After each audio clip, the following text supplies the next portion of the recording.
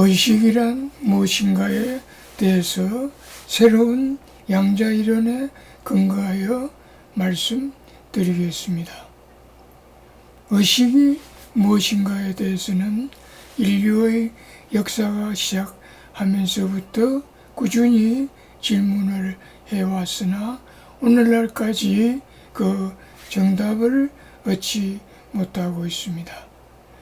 과거에는 종교학자나 철학자가 주로 연구하였고 과학자들은 연구 대상에서 의식을 제외시켰습니다.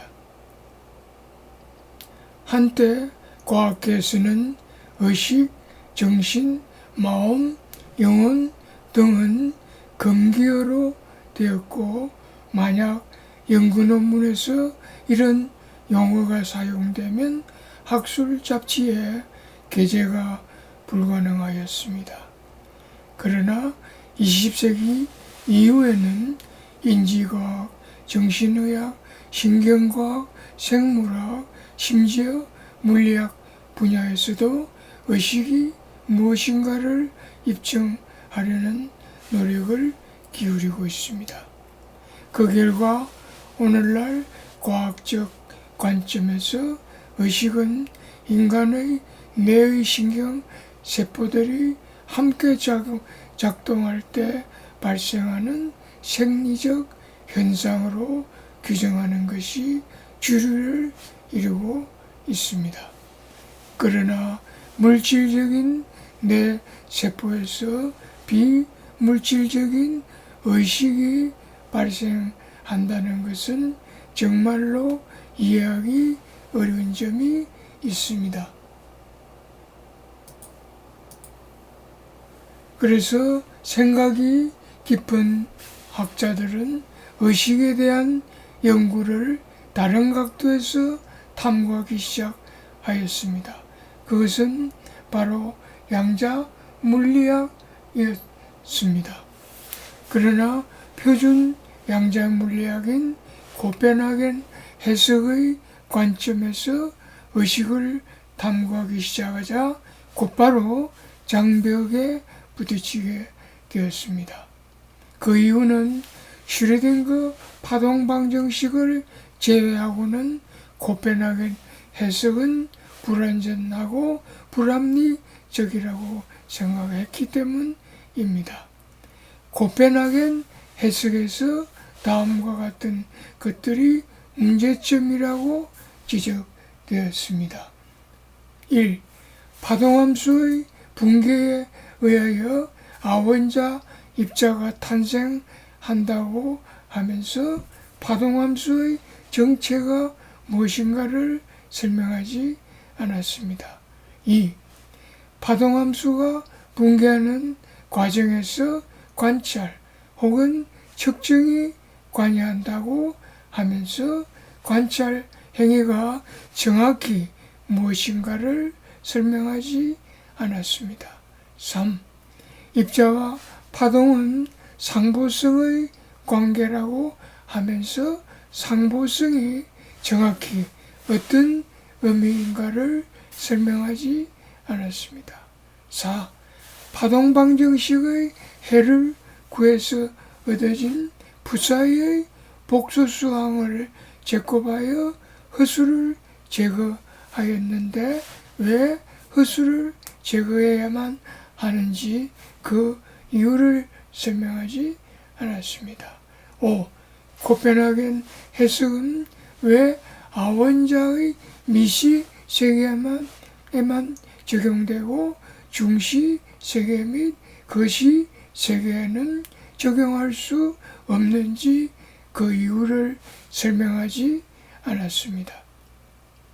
뿐만 아니라 세월이 지나면서 물리학자들은 실험을 통하여 코펜하겐 해석의 허점을 발견하기 시작하였습니다.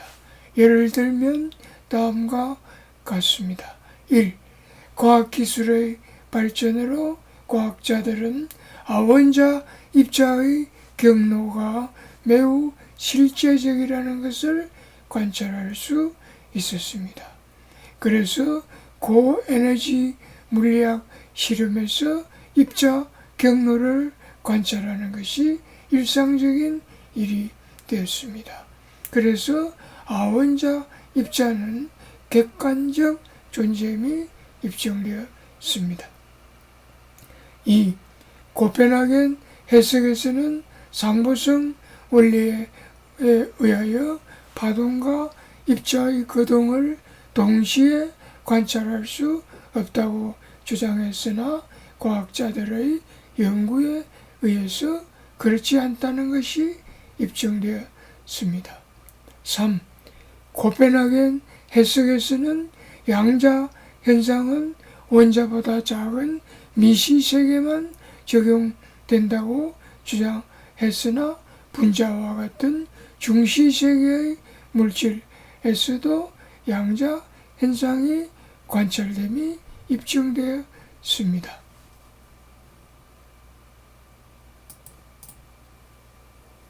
이와 같이 양자 현상에 대하여 새로운 사실들이 밝혀지면서 생각이 깊은 학자들은 코펜하겐 해석의 신비적이고 불합리한 내용은 제거할 필요가 있다고 생각하였고, 그래서 새로운 양자 이론의 개발을 시도하였습니다. 이들은 새로운 양자 이론에 근거하여 의식 이론도 개발하였습니다. 그 대표적인 학자가 로스 펜로스, 윌리엄 틸러, 로버트 얀, 딘 라딘, 그리고 스리 니바산 등입니다. 오늘 연자는 이들의 이론을 차례대로 말씀드리고자 합니다. 본 발표에서 의식은 주관성, 통합성, 자아인식 및 자유의지 등을 갖는 것으로 정의하겠습니다. 그러나 의식, 마음, 정신, 영혼 등이 어떻게 구별되는가에 대해서는 학계에서 아직까지 뚜렷한 정리가 안 되어 있기 때문에 본 발표에서는 모두 같은 것으로 취급하겠습니다. 일부 펜로스의 이론. 로즈 펜로스는 수학과 물리학계에서 국제적으로 명성이 높은 학자입니다.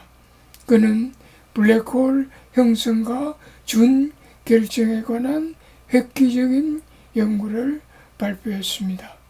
그의 블랙홀 형성 이론은 2020년 자신이 노벨 물리학상을 수상하는 계기가 되었고, 그의 준 결정에 관한 의론은 2011년 이스라엘 물리학자가 실험적으로 입증함으로써 이스라엘 물리학자로 하여금 노벨 물리학상을 수상하는 계기가 되었습니다. 펜로스는 많은 논문과 책을 저술했는데 그가 저술한 책으로는 황제의 새마음, 마음의 그림자, 그리고 우주, 양자, 마음 등이 대표작이라고 할 수 있습니다. 펜로스는 황제의 새마음이라는 책에서 AI는 인간과 같은 의식과 지능을 가질 수 있는가라는 질문에 아니요라는 결론을 내렸습니다. 그래서 그는 인간의 의식이 무엇인가라는 질문에 대한 답을 제시해야만 했습니다. 그는 수학적 증거와 과학 문헌에 대한 신중한 분석을 기반으로 하여 인간의 마음은 정교한 기계도 아니고 뇌의 장발적 속성도 아니고 인간의 몸과 별개로 존재하는 실체라고 주장하였습니다. 인간의 의식이 독립된 실체라고 주장하려면 의식과 육체, 즉 물질의 연결고리도 설명해야만 했습니다. 그러기 위해서는 의식도 양자구조가 존재해야 하고 육체, 물질도 양자구조가 존재해야 했습니다. 의식의 양자구조와 물질의 양자구조를 설명하기 위하여 그는 우주론에서부터 이론을 전개했습니다. 다음에서 계속하겠습니다.